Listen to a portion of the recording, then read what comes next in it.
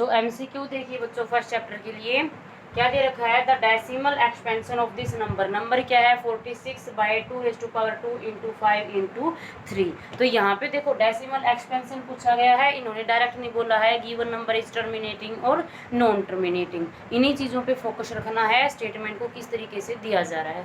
तो ऑप्शन देखिए टर्मिनेटिंग दे दिया पहले में, सेकेंड ऑप्शन क्या है नॉन टर्मिनेटिंग नॉन रिपीटिंग, इसके साथ मैं एक चीज़ और ऐड कर रही हूँ नॉन रिपीटिंग, और थर्ड में देखिए नॉन टर्मिनेटिंग और रिपीटिंग, और फोर्थ में क्या है नन ऑफ दीज। तो यहाँ से आपने सेलेक्ट करना है कौन सा आंसर रहेगा। तो यहाँ पे देखो 46/2⁻² इंटू 5 इंटू 3। तो सबसे पहले क्या रहेगा बच्चों टर्मिनेट नॉन टर्मिनेट चेक करना पड़ेगा। टर्मिनेट नॉन टर्मिनेट के लिए क्या होगा, क्यों चेक करोगे डिनोमिनेटर चेक करोगे। यहाँ पे देखो 2 इंटू 5⁻1, बट साथ में क्या है 3 अनदर प्राइम फैक्टर है। 3, 7, 11, 13 कोई भी अनदर प्राइम फैक्टर होता है, वहां से डायरेक्ट नंबर क्या बना देगा, इसको नॉन टर्मिनेट बना देगा। तो यहाँ पे नॉन टर्मिनेट आप इसके अंदर डायरेक्ट आंसर दे सकते हो। ओके, अब देखिए इसके अंदर एक एक्स्ट्रा केस ऐड किया गया है रिपीटिंग और नॉन रिपीटिंग। रिपीटिंग का मतलब ये होगा अगर हम डेसिमल एक्सपेंशन निकालते हैं, अगर उस डेसिमल के बाद जो भी नंबर आएंगे 10th प्लेस पे, 100th प्लेस पे, 1000th प्लेस पे, वो सारे के सारे क्या रहेंगे, अगर आपके रिपीट होते जा रहे हैं। जैसे 3/10 को आप सोल्व करते हो तो क्या रहेगा वहाँ से आपके पास, या फिर 10/3 को ही सोल्व करते हो और उसको अगर आप प्राइम फैक्टर बनाते हैं, ऐसे ही कुछ नंबर आपके टर्मिनेटिंग के अंदर मिलेंगे जिसके अंदर डेसिमल एक्सपेंशन के बाद नंबर डिजिट रिपीट होती रहेंगी, तो वहाँ से उसको बोला गया है रिपीटिंग और non repeating. Okay, next question देखिए, express 429 in the product of prime factorisation. तो 429 के क्या करने हैं अपने डायरेक्ट प्राइम फैक्टराइजेशन करना है। ये क्या देगा 3 1 3, 3 4 12, 3 3 9। अब देखो 143 को किससे डिवाइड करके देखोगे 11 से, दिस गिव्स यू 13। अब यहाँ पे क्या रहेगा 13 पे 1 हो जाएगा। अब क्या है 429 को आपने प्राइम फैक्टराइजेशन की प्रोडक्ट में नोट करना है। सो क्या रहेगा 3 इंटू 11 इंटू 13, ये क्या रहेगी प्राइम फैक्टराइजेशन। ओके, तो इस तरीके से पूरा चैप्टर आपने रिवाइज करना है और अपनी बुक में से कोई क्वेश्चन नहीं आपने स्किप करना है, छोड़ना है। नेक्स्ट सेकंड चैप्टर का रिवीजन देखिए। सेकंड क्वेश्चन देखिए, सेकंड चैप्टर का रिवीजन देखिए। तो पोलिनोमियल क्या है, वो सबसे पहले पोलिनोमियल पता होना चाहिए वेरिएबल की जिसके अंदर डिग्री वेरी होती जाती है, कम होती जाती है। For example 2x³ plus 4x plus 5, तो ये आपका क्यूबिक पोलिनोमियल होगा। 3x² प्लस 5x प्लस 9, ये आपका क्वाड्रेटिक पोलिनोमियल होगा। तो सबसे पहले पोलिनोमियल पता होना चाहिए। उसके बाद टाइप्स ऑफ पोलिनोमियल हैं, किसके बेस पे, डिग्री के बेस पे, यानी कि हम वेरिएबल के बारे में बात कर रहे हैं तो किसी पोलिनोमियल के अंदर हाईएस्ट पावर कितनी रहेगी वेरिएबल की। अगर वेरिएबल की हाईएस्ट पावर 1 है तो उसको क्या बोलोगे लीनियर पोलिनोमियल। अगर हाईएस्ट पावर 2 है तो उसको क्या बोलोगे क्वाड्रेटिक, अदरवाइज क्यूबिक। तो आपके सिलेबस में 3 ही टाइप के पोलिनोमियल हैं, लीनियर, क्वाड्रेटिक, क्यूबिक। अब इसके अंदर एक इंपॉर्टेंट कंसेप्ट आता है रिलेशनशिप वाला, जिसके बेस पे बहुत क्वेश्चन रहेंगे। ओके, और उससे पहले हम डिस्कस करेंगे जीरोज ऑफ पोलिनोमियल। जीरोज क्या होते हैं, जीरोज वो वैल्यू रहेंगी, एक्स की वो वैल्यू, वेरिएबल की वो वैल्यू जो गिवन पोलिनोमियल को सेटिस्फाई करती हैं, जीरो बना देती हैं। तो जीरोज वही वैल्यू रहेंगी। तो कैसे लिखते हैं पोलिनोमियल को हम, पी एक्स से लिखते हो, और एक्स की वो वैल्यू जो गिवन पोलिनोमियल को क्या बना देती हैं, जीरो बना देती हैं। सो एक्स क्या बन जाएगा यहाँ पे जीरोज हो जाएगा। अब एक्स जीरोज रहेगा।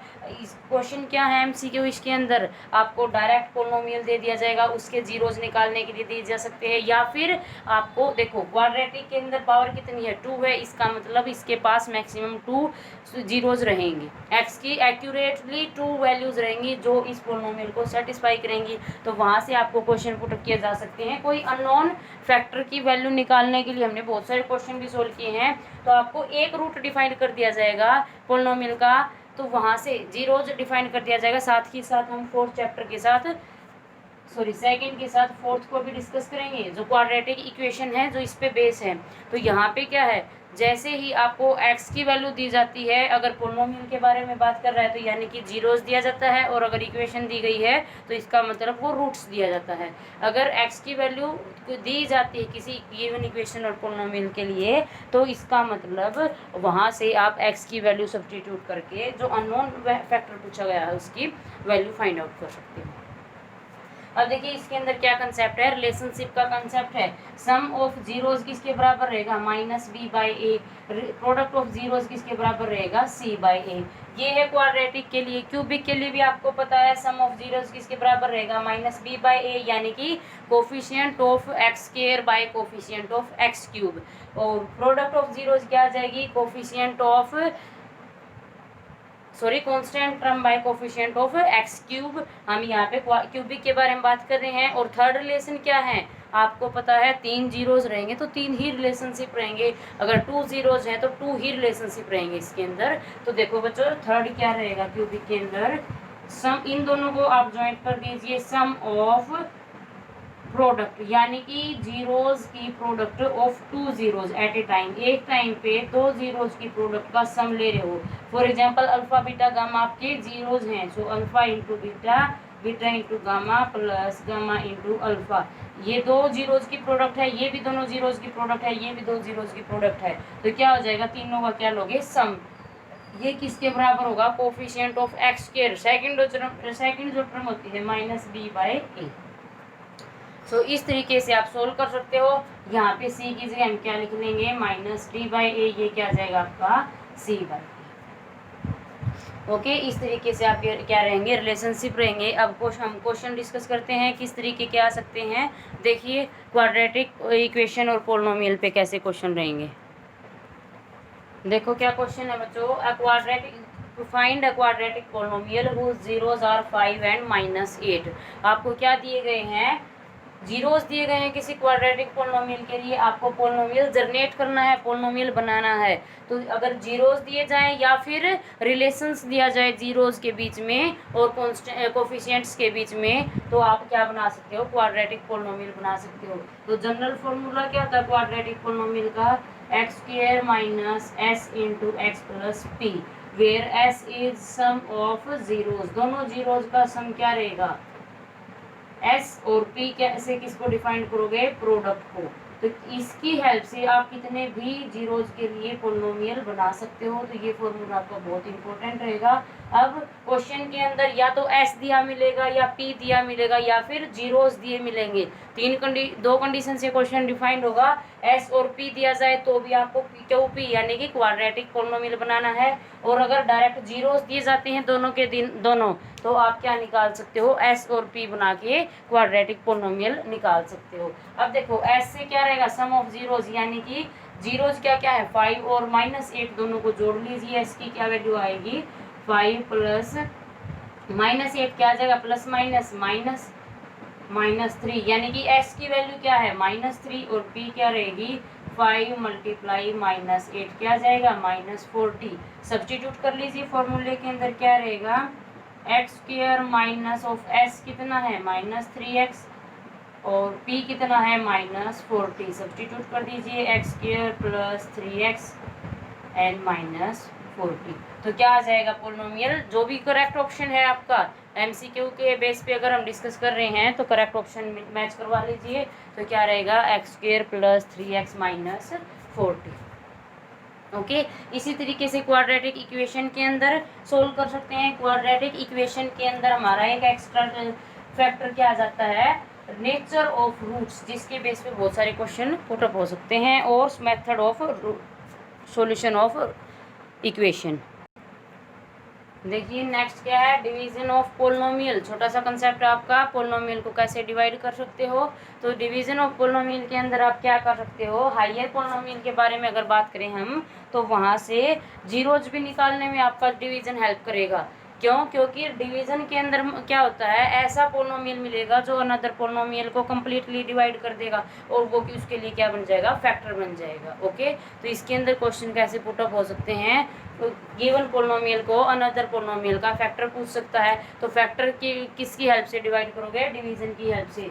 फॉर एग्जाम्पल आपको x+2 दिया जाता है और x3 + 2x + 1 दिया जाता है, x² + 2 दिया जाता है। तो यहाँ से आपने चेक करना है x+2 और इस गिवन पोलिनोमियल का क्या रहेगा, फैक्टर रहेगा कि नहीं रहेगा। तो डिवीजन से आप चेक कर सकते हो, क्या करोगे, डिवाइड कर लीजिए। क्या मेथड रहेगा डिवीजन का, इसकी फर्स्ट टर्म को इसकी फर्स्ट टर्म के साथ, डिवाइजर कौन है 2x+2, इस फर्स्ट टर्म को इसके साथ डिवाइड करके देखोगे क्या आएगा, x²/x। तो क्या रहेगा, x और x की मल्टीप्लाई कीजिए, x² + 2x। अब देखिए क्या करेंगे, सबट्रैक्ट, जैसे हम नंबर को डिवाइड करते हैं वैसे ही आप पोलिनोमियल को डिवाइड करोगे। तो यहाँ पे क्या है, this becomes 0 also, this becomes 0, सो क्या आ जाएगा 2। अब यहाँ पे देखो, यहाँ पे 2 है, यहाँ पे x है, तो ये छोटा रहेगा, इससे हम आगे डिवाइड नहीं कर सकते। अब हमें इसको इसका फैक्टर चेक करना है, तो फैक्टर अगर ये होता तो यहाँ पे रिमाइंडर क्या मिलता, 0, but 2 is not equal to 0, इसका मतलब this is not factor of this polynomial. Okay, तो ये डिवीजन का कंसेप्ट रहेगा। इसके अंदर आपका फैक्टर का कंसेप्ट पूछा जा सकता है, या फिर हायर पोलिनोमियल दिए जाते हैं, जैसे क्यूबिक पोलिनोमियल दे दिया जाए आपको, बाय क्वाड्रेटिक 4th डिग्री का पोलिनोमियल दिया जाता है, तो उसके अंदर रिमेनिंग जीरोज पूछे जा सकते हैं, जिसको आप डिवीजन की हेल्प से निकाल सकते हो। नेक्स्ट देखिए, हम 4th चैप्टर का जो बचा हुआ कंसेप्ट है उसको डिस्कस करते हैं। सेकंड के अंदर आपका जीरोज से रिलेटेड क्वेश्चन हो सकता है, तो जीरोज का जो कंसेप्ट रहेगा, रिलेशनशिप का जो कंसेप्ट रहेगा, उसको अच्छे से तैयार रखिए। 4th में क्या है, क्वाड्रेटिक पोलिनोमियल से हम किसको कन्वर्ट कर देंगे, इक्वेशन के अंदर, यानी कि ये एक्सप्रेशन आपका किसी न किसी वैल्यू के कांस्टेंट टर्म के 0 के इक्वल रख देती है, तो ये क्या बन जाएगी, क्वाड्रेटिक इक्वेशन। ऐसा एक्सप्रेशन जो इस फॉर्म में रिप्रेजेंट हो सकता है, उसको आप क्या करोगे, क्वाड्रेटिक इक्वेशन प्रूफ कर सकते हो। तो सबसे पहले तो यही क्वेश्चन हो सकता है, check whether given equations are quadratic और नॉट, या फिर और एमसीक्यू में अगर हम पूछें which of the following equations are quadratic, तो आपने गिवन ऑप्शन को इस फॉर्म में कन्वर्ट करना है और चेक करना है जो करेक्ट ऑप्शन रहेगा। उसके बाद देखिए, सॉल्यूशन की अगर हम बात करें तो सॉल्यूशन का मतलब क्या है, x की वो वैल्यू जो इस इक्वेशन को सेटिस्फाई करेंगी, तो वो क्या कहलाते हैं, गिवन इक्वेशन के रूट्स कहलाते हैं। और रूट्स निकालने का आपके पास क्या है, अलग अलग मेथड थे। सबसे बेस्ट मेथड क्या है, हमने ट्राई किया फैक्टराइजेशन, फर्स्ट मेथड रहेगा। उसके बाद सेकंड मेथड क्या था, कंप्लीटिंग द स्क्वायर, और थर्ड मेथड क्या है, क्वाड्रेटिक फॉर्मूला, जो हर एक इक्वेशन को सोल्व करेगा। ओके, तो इस से आप क्या निकाल सकते हो, x की दोनों वैल्यू निकाल सकते हो। अब यहाँ पे एक कंसेप्ट आता है रूट्स के बारे में, नेचर ऑफ रूट्स, यानी कि रूट्स कैसे हैं, रियल रूट्स हैं, नॉट इक्वल हैं, या फिर इक्वल है, यानी कि x की वैल्यू सेम आ रही है या फिर डिफरेंट आ रही है गिवन इक्वेशन के लिए, तो वो किसके ऊपर डिपेंड होगा, वो इस फैक्टर के ऊपर डिपेंड होगा, यानी कि b² - 4ac। ये क्या कहलाता है आपका, डिस्क्रिमिनेंट। डी से इसको डिनोट करोगे, अगर ये फैक्टर आपका 0 आ जाता है तो इसका मतलब क्या रहेगा, यहाँ पे 0 पुट कर दोगे, और स्क्वायर 0 का स्क्वायर रूट क्या होता है, 0। सो x की वैल्यू इसकी कंडीशन के लिए क्या बचेगी, सिर्फ -b/a। तो कैसे रूट्स रहेंगे, रियल एंड इक्वल।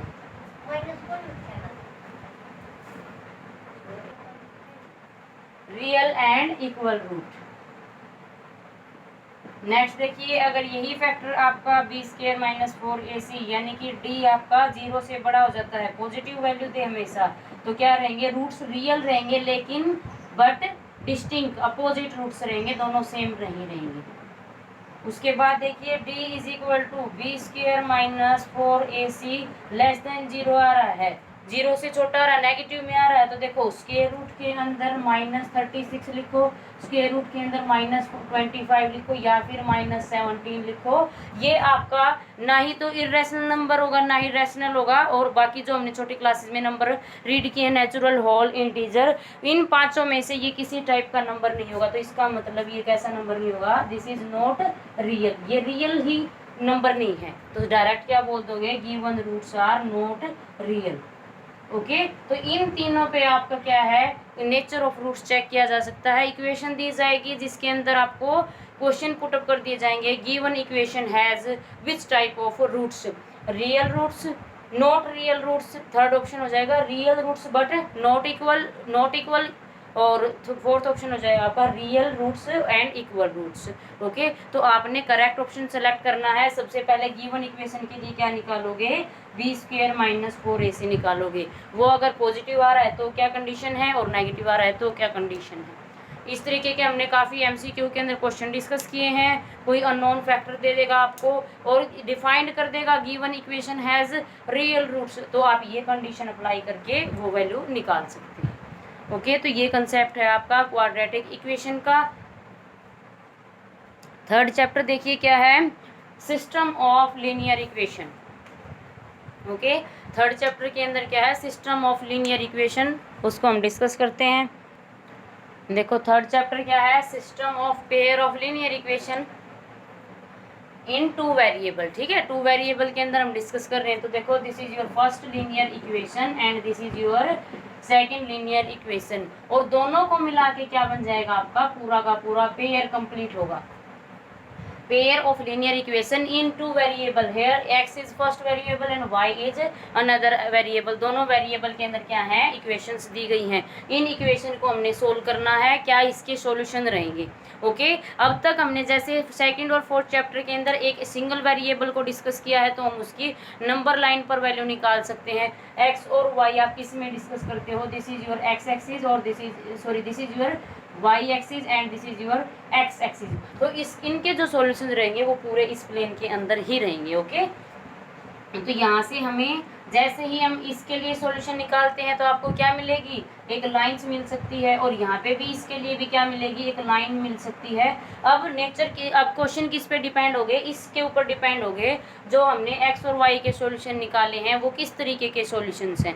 देखो अगर इसके टू मेथड हैं x y वैल्यू निकालने के। सबसे पहला मेथड क्या था आपका, ग्राफिकल मेथड, उसके बाद कैसे मेथड है आपके, अलजेब्रिकली मेथड, जो कि आप विदाउट यूजिंग ग्राफ कर सकते हो, सिर्फ x और y को एलिमिनेट से, सब्सटीट्यूशन से, क्रॉस मल्टीप्लिकेशन से निकाल सकते हो। तो देखिए ग्राफ के अंदर क्या करोगे, पहले x और y की आप गिवन पेयर के लिए, फॉर एग्जांपल हमारे पास कोई पेयर दे रखा है x - y plus is equal to 4 तो 14, और ये क्या दे रखा आपके पास, दो पेयर दे दिए। तो x और y के आप सॉल्यूशन निकाल लेंगे, फिर हम चेक करेंगे इसके लिए जो लाइन बन रही है और इसके लिए जो लाइन बनेगी वो किस टाइप की है। अगर लाइन ऐसे जा रही है तो क्या बोल दोगे, नेचर क्या है, पैरेलल लाइंस। लाइन कैसी है, पैरेलल है। तब हम सॉल्यूशन की बात करेंगे, सॉल्यूशन कैसा है। देखो सॉल्यूशन क्या होता है, सबसे पहले डेफिनेशन समझो सॉल्यूशन की। सॉल्यूशन वो पॉइंट होगा जो दोनों इक्वेशन के अंदर कॉमन होगा, जो दोनों इक्वेशन एक्स वाई की वो वैल्यू जो दोनों को किस पे सेटिस्फाई करेंगी, इस इक्वेशन को भी सेटिस्फाई करेंगी और इस इक्वेशन को भी सेटिस्फाई करेंगी। तो और सॉल्यूशन किस तरीके के होंगे, एब्सिसा और ऑर्डिनेट, इस कोऑर्डिनेट की फॉर्म में सॉल्यूशन रहेंगे। तो ऐसा एक पॉइंट आपको पक्का मिलेगा जो इन दोनों को सेटिस्फाई करेगा। तो अगर इन दोनों को सेटिस्फाई कर रहा है तो वो सॉल्यूशन बनेगा, अदरवाइज सॉल्यूशन नहीं होगा। अब यहाँ पे देखो दोनों लाइन एक दूसरे से दूर जा रही हैं, तो इसके अलग सॉल्यूशन है, इसके अलग सॉल्यूशन है, दोनों में कॉमन सॉल्यूशन कोई नहीं है। तो हम डायरेक्ट पैरेलल लाइन है तो सॉल्यूशन कैसा हो जाएगा, नो सॉल्यूशन। ओके, और सॉल्यूशन आपने बता दिया है तो आप सिस्टम चेक कर सकते हो कंसिस्टेंट है या फिर इनकंसिस्टेंट है। सिस्टम कैसा रहेगा, इनकंसिस्टेंट। ये एक क्वेश्चन में हमने 3 क्वेश्चन डिस्कस कर लिए हैं। लाइंस का नेचर पूछा जाए तो क्या बताओगे, पैरेलल लाइंस हैं। सॉल्यूशन के बारे में पूछा जा रहा है तो क्या बताओगे, there is no solution because there is no common point. और अगर सिस्टम के बारे में पूछा जा रहा है, सिस्टम कैसा है, दिस इज इनकंसिस्टेंट। ओके, अगर लाइन आपकी दूसरी टाइप से है, दूसरी टाइप्स का मतलब क्या रहेगा, दोनों एक दूसरे को कट करती हुई जा रही हैं, यहाँ पे कट कर रही है फॉर एग्जाम्पल। तो यहाँ पे देखो ये क्या है, ये वो पार्ट रहेगा जो इस लाइन के से भी टच जा रहा है और इस लाइन के साथ भी जा रहा है। से this is your first line, this is your second line and this is for first and this is for second. तो दोनों के अंदर देखो ये वाला पॉइंट क्या है, कॉमन है, इसका मतलब क्या रहेगा, इसके पास एक सॉल्यूशन रहेगा। तो सबसे पहले हम लाइंस का नेचर चेक करते हैं, कैसी रहेंगी, दोनों एक ही पॉइंट पर कट कर रही हैं, तो क्या बोलोगे, इंटरसेक्ट कर रही हैं, तो इंटरसेक्टिंग लाइन। ओके, और इंटरसेक्टिंग लाइन है। अब हम सॉल्यूशन के बारे में बात करते हैं, तो कितने पॉइंट्स कॉमन है, सिर्फ एक ही पॉइंट कॉमन है, सो क्या हो जाएगा, देयर इज यूनिक सॉल्यूशन। और थर्ड चीज क्या है आपकी, सिस्टम कैसा है, कंसिस्टेंट है और इनकंसिस्टेंट है। कंसिस्टेंट वो सिस्टम रहेगा जिसके अंदर हमें सॉल्यूशन मिल रहा है, चाहे उसके अंदर आपको एक ही सॉल्यूशन मिले, चाहे उसके अंदर आपको बहुत सारे सॉल्यूशन मिले। यहाँ पे देखो आपको यूनिक सॉल्यूशन, एक सॉल्यूशन मिल रहा है, सो सिस्टम कैसा हो जाएगा, कंसिस्टेंट। थर्ड देखिए, थर्ड के अंदर क्या है, अगर ऐसे आपको पेयर दिया जाता है जिसके अंदर सारे के सारे पॉइंट्स कॉमन आ जाएं, तो कैसी लाइंस रहेंगी, देखो यहाँ पे फर्स्ट लाइन के लिए भी यही पॉइंट है, यहाँ पे जो पॉइंट आया है ये भी सॉल्यूशन होगा इस पॉइंट का, ये भी सॉल्यूशन होगा, ये भी सॉल्यूशन होगा, और सेकंड लाइन के भी यही सॉल्यूशन है, तो दोनों लाइन एक दूसरे के ऊपर से होके पास होके जा रही है, तो इसका मतलब जो पहली लाइन का सॉल्यूशन है वही पॉइंट दूसरे में भी कॉमन है। तो यहाँ पे बहुत सारे पॉइंट्स हैं जो कॉमन है, तो क्या बोल देंगे हमें, इनफाइनाइटली मैनी सॉल्यूशन। और लाइंस कैसी हैं, दोनों एक दूसरे के साथ ज्वाइंट होकर चल रही हैं बिल्कुल, तो क्या कर रही हैं, कोइंसाइड कर रही हैं, तो लाइंस कैसी हो जाएंगी, कोइंसिडेंट लाइन। और सॉल्यूशन कैसा होगा, एक से ज्यादा सॉल्यूशन है, तो एक से ज्यादा सॉल्यूशन को हम बोलते हैं इनफाइनाइटली मैनी सॉल्यूशन। तो यहाँ पे क्या आ जाएगा, इनफाइनाइटली मैनी सॉल्यूशन। और मैंने अभी आपको बताया कंसिस्टेंसी की बात, कंसिस्टेंसी और इनकंसिस्टेंसी सॉल्यूशन के एग्जिस्ट होने पे डिपेंड है। सॉल्यूशन नंबर ऑफ सॉल्यूशन कितने ही रहें वो आपके लिए मैटर नहीं करता, सिर्फ सॉल्यूशन एग्जिस्ट होना चाहिए। तो यहाँ पे भी सॉल्यूशन आपको मिल रहा है, तो क्या आ जाएगा, सिस्टम इज कंसिस्टेंट। ये है ग्राफ से कंसिस्टेंसी और लाइंस के बारे में पता करना। अब ग्राफ से आपके पास दो एक्सरसाइज दी गई हैं सोल्व करने के लिए, 3 एक्सरसाइज दी गई हैं, प्रैक्टिस कीजिए। इसके साथ ही आपको एक टेबल प्रोवाइड करवाई गई है जिसके बारे में हमने डिस्कस किया था। टेबल से almost part of this chapter complete हो जाता है। तो इसके अंदर कैसे दिए जाते हैं आपको, x minus y is equal to 14 है, x plus y is equal to 4 है। तो क्या करोगे, इनके हम कोफिशिएंट्स को कंपेयर करते हैं, a1 a2 का रेशियो, b1 b2 का रेशियो और c1 c2 का रेशियो को हम कंपेयर करेंगे। यहाँ पे a1 कोफिशिएंट होगा, a1 a2 x के कोफिशिएंट होंगे, b1 b2 y के, और जो कांस्टेंट टर्म है वो क्या रहेंगी, c1 c2 रहेंगी। पूरी की पूरी टेबल क्या है, अगर फर्स्ट 2 इक्वल हैं और लास्ट अनइक्वल है तो क्या रहेगा, parallel lines. Okay, in ratio का वैल्यू क्या बताएगी, पैरेलल लाइंस, और पैरेलल लाइंस के साथ साथ जो भी जुड़ा होता है सॉल्यूशन कैसा है, नो सॉल्यूशन, बिल्कुल वैसे ही यहाँ पे रहेगा। सेकंड क्या है, a1 बाई a2 तीनों ही इक्वल हो जाए, तीनों का रेशियो इक्वल आ जाए, तब क्या कहेंगे, इनफाइनाइटली मैनी सॉल्यूशन, यानी कि लाइंस कैसी रहेंगी, कोइंसिडेंट लाइन। ओके, और लास्ट क्या है, a1 by a2 first 2 he equal ना आए तो सिर्फ क्या बोलेंगे, इंटरसेक्टिंग लाइन। और इंटरसेक्ट कर रही है लाइन तो सॉल्यूशन कितने होंगे, सिर्फ एक ही पॉइंट पे कट करेगी, और एक पॉइंट पे दोनों लाइन अगर कट कर रही है तो इसका मतलब वही क्या हो जाएगा, सॉल्यूशन होगा। तो यूनिक सॉल्यूशन इस केस में आप डिस्कस करोगे। अब इसके अंदर कैसे क्वेश्चन रहेंगे, आपको वैसे ही दे दिया जाएगा, पेयर्स के अंदर कुछ अननोन फैक्टर भी दिए जा सकते हैं, और उसके अंदर नेचर ऑफ लाइन्स पूछा जा सकता है, सॉल्यूशन की टाइप्स पूछी जा सकती है, या फिर सिस्टम पूछा जा सकता है, कंसिस्टेंसी और इनकंसिस्टेंसी पूछी जा सकती है। ओके, इस तरीके से आपने सारे क्वेश्चन सोल्व करने हैं। नेक्स्ट जो चैप्टर रहेंगे 5th और जो भी 7th चैप्टर है उनके अंदर भी आपने बिल्कुल ऐसे ही करना है। कोऑर्डिनेट ज्योमेट्री जो रहेगी और जो स्टैटिस्टिक्स का पार्ट रहेगा, अरिथमेटिक प्रोग्रेशन रहेगा, उसके अंदर भी बिल्कुल ऐसे ही क्वेश्चन सोल्व करने हैं। एपी के अंदर देखिए क्या है, सबसे पहला कंसेप्ट है एपी चेक कैसे करते हो। तो एपी कैसे चेक करेंगे, for example a1 a2 and a3 a4 are terms of an AP. तो क्या चेक करते हो, common difference which is d1 d2 and D3, D1 क्या रहेगा, second term minus first term A2 minus A1 और A3 minus A2। इसी तरीके से क्या निकालोगे, A4 माइनस A3। आगे भी अगर टर्म दी है तो आगे भी आप निकाल सकते हो, D4 निकाल सकते हो। तो अगर ये तीनों सारे के सारे कॉमन डिफरेंस अगर सेम आ रहे हैं तब आपकी क्या बनेगी, AP बनेगी, अदरवाइज आपकी AP नहीं बनेगी। सो AP के लिए कॉमन डिफरेंस सेम होना मस्ट है। तो तीनों को कंपेयर कीजिए तो आप AP बना सकते हो। नेक्स्ट इसके अंदर हमने क्या डिस्कस किया हुआ है, nth टर्म। बहुत ही इंपॉर्टेंट क्वेश्चन है इसके ऊपर। an क्या होगा आपका, a plus n minus 1 into d, where a is first term of this AP and d is common difference and n is number of term. तो यहाँ पे आपको अगर nth टर्म दी गई है तो वहाँ से AP के बारे में कुछ भी पूछा जा सकता है। फॉर एग्जाम्पल AP का कॉमन डिफरेंस निकलवा सकता है आपको AP की फर्स्ट टर्म दे करके और n की वैल्यू दे करके। तो इसके बेस पे आपने क्वेश्चन सोल्व करने हैं। सो इस तरीके से तैयारी कीजिए। कोऑर्डिनेट ज्योमेट्री के हमने कुछ MCQ भी आपके पास भेजे हुए हैं, जितने भी रिवीजन टेस्ट के ड्यूरिंग और आपके पीरियोडिक टेस्ट के दौरान भी MCQ हैं, सारे के सारे प्रैक्टिस कीजिए, उन्हीं के बेस पे पूरा पेपर रहेगा। Okay, all the best, thank you.